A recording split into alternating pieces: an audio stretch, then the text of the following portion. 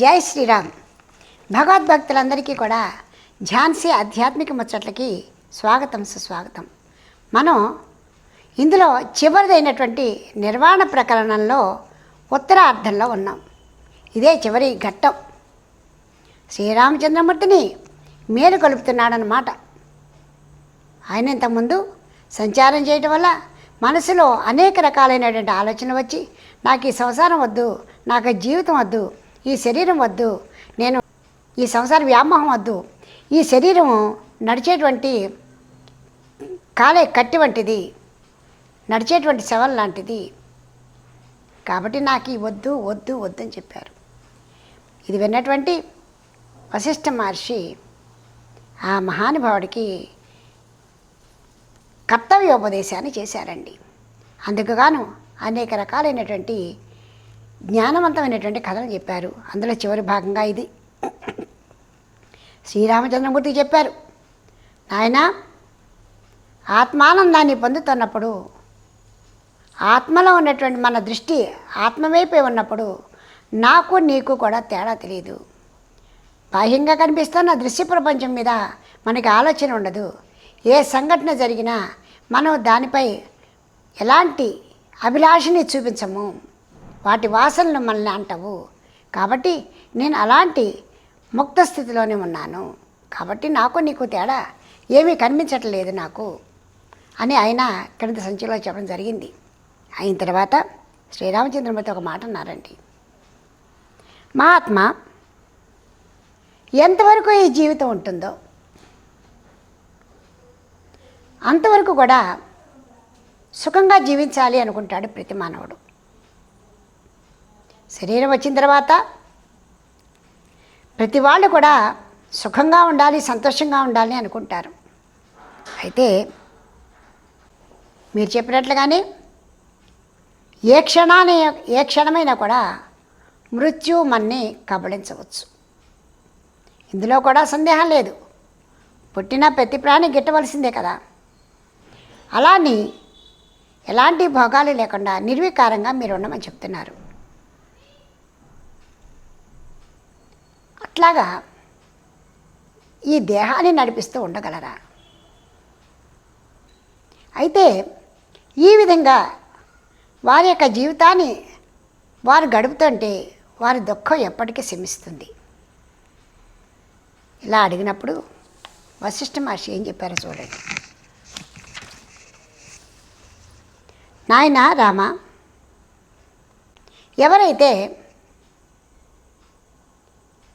జన్మ పరంపరల గురించి తెలుసుకోరు, ఎవరైతే తమ ఎదురుగా ఉన్నటువంటి దృశ్య ప్రపంచమే సత్యము అని నమ్ముతారో వారు జనన మరణ చక్రంలో చిక్కునే ఉంటారు. ఎప్పటికో వారి వారి కర్మానుసారం వాళ్ళు ముక్తిని పొందుతారు. అంతవరకు వారు శాస్త్రశూన్యంగానే ఉంటారు. కాబట్టి నిరర్ధకమైనటువంటి జీవితం అవుతుంది.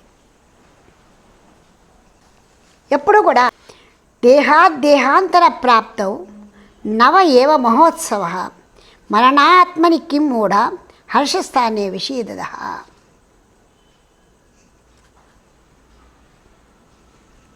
ఎప్పుడు కూడా పుట్టిన తర్వాత మరణం తప్పదు. ఖచ్చితంగా ఈ దేహం వెళ్ళిపోతుంది, కొత్త దేహం వస్తుంది. మనకి తెలియదు ఈ మార్పు. మరణాన్ని చూడలేము. భగవాన్ రమణ మహర్షి అదే అన్నారు, అన్నీ చూస్తాం కానీ మన మరణాన్ని మనం చూడలేము అని చెప్పేసి. అయితే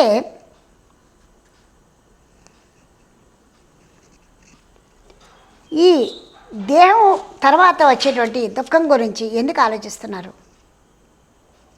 దేహం అన్నప్పుడే సమస్త కార్యాలని కూడా నిస్సంగులై ఆచరించండి. మనసును ప్రవృత్తి మార్గం నుంచి నివృత్తి మార్గం వైపు నడిపించండి. అప్పుడు అటు జన్మ సార్థకతం అవుతుంది, ఇటు మరణించినా కూడా మంచి జన్మ లభిస్తుంది. అది పోయి అది కాకుండా ఇక్కడ ఏవో కర్మలు చేసి పోయిన తర్వాత యమ బాధలు పడతాం కదా అనేటువంటి దుఃఖాన్ని వదిలేయండి. ఇక్కడ కర్మలు చేయటం ఎందుకు, అక్కడ బాధపడతావే అని బాధపడటం దేనికి? రెండూ కూడా వ్యర్థం. ఇహలోకంలోనూ అకృత్యాలను చేయవద్దు, పరలోకంలో వచ్చే సుఖాల గురించి ఆలోచించవద్దు. మరిష్యామి మరిష్యామి మరిష్యామీతి భాషసే, భవిష్యామి భవిష్యామి భవిష్యామీతి వేక్షసే. ఎప్పుడు కూడా నేను మరణిస్తానేమో, మరణించేస్తాను, మరణించాలి ఇలా ఆలోచించడం కంటే ఆయువు క్షణభంగురం. ఏ క్షణంలోనైనా ముగించేటువంటి పరిస్థితి వస్తుంది. చిగురుటాకున వేళ్లాడుతున్నటువంటి నీటి బొట్టు లాంటిది. ఆ నీటి బిందువు ఏ క్షణంలోనైనా రాలిపోతుంది. కాబట్టి జన్మని సార్థకతం చేసుకోండి.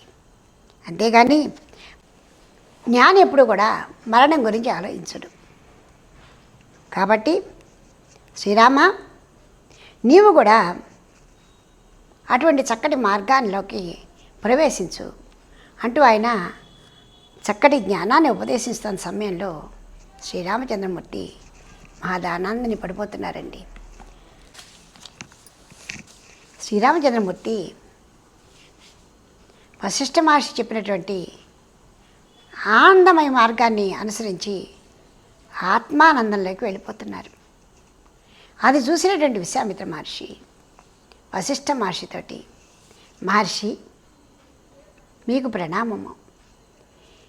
ఇంతవరకు మీ నోటి ద్వారా విన్న ఇంత గొప్ప ఆత్మతత్వ జ్ఞానాన్ని మునిపెన్నడూ వినలేదు, ఇక ముందు కూడా వినము. అంత గొప్ప జ్ఞానాన్ని మా అందరికీ అందించారు. ఓ జనులారా, ఇంతకంటే మనం అందరూ కూడా తెలుసుకోవాల్సినటువంటి గొప్ప జ్ఞానం అయితే ఏమీ లేదు. అయితే ఇక్కడ మీ ఎదురుకుండా, మనందరి ఎదురుకుండా ఉన్నటువంటి శ్రీరామచంద్రమూర్తి సాక్షాత్తు నరరూపమెత్తినటువంటి నారాయణుడు. ఆయన కారణజన్ములు, సాక్షాత్తు నరుడై పుట్టినటువంటి నారాయణుడు. ఆయన చేయవలసినటువంటి కార్యాలు అనేకం ఉన్నాయి. మహర్షి, మీరు శ్రీరామచంద్రుని మేలు కలపండి. ఆయన శ్రీరామచంద్రుడు ఇప్పటికే విశుద్ధాత్ముడై ఉన్నాడు, విరక్తుడై ఉన్నాడు. ఆయన విశుద్ధాత్మలో ఉన్నాడు, విరక్తుడై ఉన్నాడు, ఆనందంలోకి వెళ్ళిపోతున్నాడు. అటువంటి ఆనంద స్థితి నుంచి ఆయనని మేలుకొల్పండి. శ్రీరామచంద్రమూర్తి పరమపురుషుడు, సాక్షాత్ విష్ణు భగవానుడే శ్రీరాముడు. మహర్షి, శ్రీరామచంద్రమూర్తి నింపాదిగా సమాధి స్థితికి వెళ్ళిపోతున్నారు. ఆయనని మేలుకొల్పండి.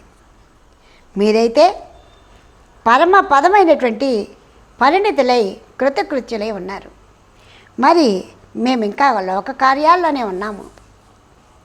మా కార్యాలన్నీ కూడా మేము చక్కదిద్దుకోవాలంటే మా కోసమై నరుడై పుట్టినటువంటి ఆ విష్ణు భగవానుడి శ్రీరామచంద్రుడు, ఆయనని మేలుకొల్పండి.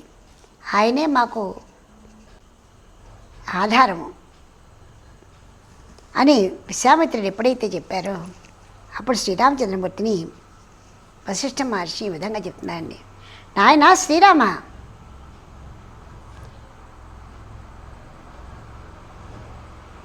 నీవు ఆత్మయందు విశ్రాంతి పొందేటువంటి సమయం కాదు. నీవు నీ పూర్వీకుల వలె జీవన్ముక్త స్థితిని పొందుదువు కానీ సమస్త లోక కార్యాలని నిర్వహిస్తూనే నీవు పొందాలి అనుకునేటువంటి జీవన్ముక్త స్థితిని పొందిదు కానీ. ఎందుకంటే జీవన్ముక్తులకు కూడా దేహము దేహాధర్మముతో కూడి ఉంటుంది. వారు చేయవలసిన పనులు చాలా ఉంటాయి. నాయనా శ్రీరామ, నీవు కారణజన్ముడవు.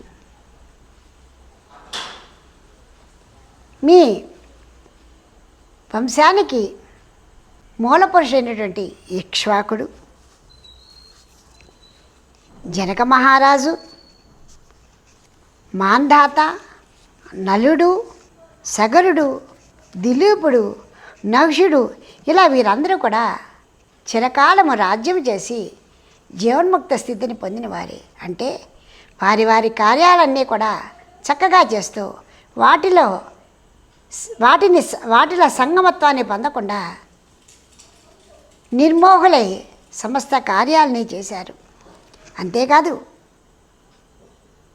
బలిచక్రవర్తి, ప్రహ్లాదుడు, నముచి, వృతాసురుడు, అంధకుడు, పురాసురుడు ఇలాంటి వీరందరూ కూడా జీవన్ముక్తులే. వారందరూ కూడా పూర్ణంగా సమస్త భోగభాగ్యాలను అనుభవిస్తూ సమస్త కార్యాలని చేసుకుంటూ రాజ్యాన్ని చూసుకుంటూ జీవన్ముక్తులయ్యారు. వాళ్ళేనా పరమేశ్వరుడు భృంగీశ్వరుడు చెప్పినట్టుగా నీవు మహాభక్తివి, మహాకర్తవి, మహాత్యాగివిక. సమస్త కార్యాలని సలుపుతూ నీవు వాటి నుండి విడిపడి సంగత్వం లేకుండా నిష్ఫలాపేక్షుడివై నిర్మోహివై నీ సమస్త కార్యాలని నీవు చెయ్యి.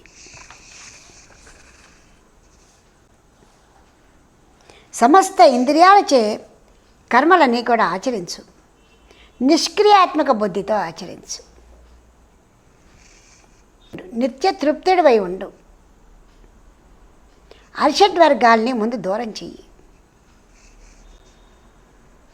రామా, ఎప్పుడైతే నీవు ఈ దృష్టితో ఉంటావో సంతాపరహితుడివే అవుతావు. నీవు దేహాది పంచకోశాలని అవస్థాత్రయాన్ని కూడా త్యజించేసేయి. వాటి యొక్క ప్రభావం నీ మీద ఉండకూడదు.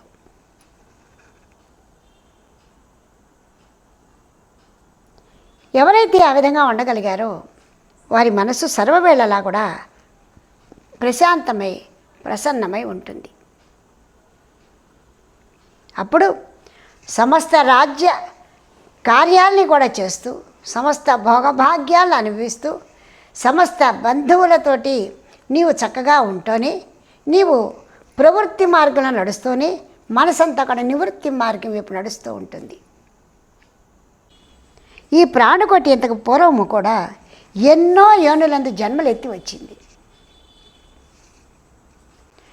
చివరిగా మానవ జన్మ వచ్చిన తర్వాత సాధనా చతుష్టయం ద్వారా కొంత జన్మ పరంపర నుంచి తప్పించుకోవడానికి ప్రయత్నం చేస్తూ ఉంది. అదే సాధన అందరూ చేయాలి, అందరి చేత చేయించాలి. ప్రతి జీవుడు సర్వకాల సర్వావస్థలందు ఈ నశించిపోయే దేహాన్ని పట్టుకుని మోహాన్ని పెంచుకుంటూ నాది నాది అనుకుంటూ ఉంటాడు. ఆ భ్రమలో చిక్కుకుని సంసార వలయంలో ఉంటున్నాడు. జనన మరణ చక్రంలో చిక్కుకుంటున్నాడు. అటువంటి ప్రవృత్తి నుంచి జనం అందరినీ కూడా ఉద్ధరించు. సమస్త భోగ భాగ్యాలు అనుభవిస్తూనే ఉండమను, కానీ వాటిలో చిక్కుకోవద్దను. ఎప్పుడైతే ఇంత అద్భుతమైనటువంటి జ్ఞానాన్ని చెప్పగానే ఇంకా శ్రీరామచంద్రమూర్తి గురువు యొక్క ఉపదేశాన్ని విని మనస్సుని ప్రశాంతత చేసుకున్నారు. తర్వాత తమ వచ్చే సంచికలో మనం ఇంకా మరికొన్ని విశేషాలు విందాం. అందులో జీవన్ముక్త స్థితిని ఎవరెవరు ఏ విధంగా పొందారు, ఆత్మజ్ఞానాన్ని ఎవరు పొందారు, వాళ్ళందరినీ చూసుకుని ప్రవృత్తి మార్గంలోకి నడుస్తూ నివృత్తి మార్గంలో నిలుస్తూ తన యొక్క రాజ్య కార్యాలన్నీ కూడా చక్కగా నిర్వహించు అని వశిష్ఠ మహర్షి రామచంద్రమూర్తికి ఏ విధంగా బోధ చేశారో తెలుసుకుందాం. దానితో పాటుగా యోగ వాసిష్ఠ రామాయణ సారాంశాన్ని కూడా పూర్తిగా మనం తెలుసుకుందాం. మీకు ఈ వీడియో నచ్చితే లైక్ చేయండి, షేర్ చేయండి, సబ్స్క్రైబ్ చేయండి.